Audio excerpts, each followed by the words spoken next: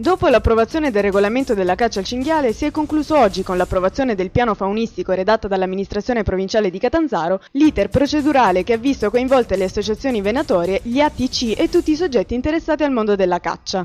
Questo piano segnerà un percorso condiviso, ma soprattutto renderà molto più fruibile e più chiara la gestione della caccia. La provincia di Catanzaro, attraverso l'assessore provinciale alle politiche agricole e alla caccia Nicola Montepaone, sta cercando di accelerare le procedure di assegnazione delle aree per eliminare i momenti di incertezza verificatisi negli anni precedenti. Il piano faunistico provinciale, definito dall'ingegner Felicetta, dovrà poi passare al vaglio delle commissioni per poi essere approvato definitivamente in Consiglio provinciale entro la fine di questo mese.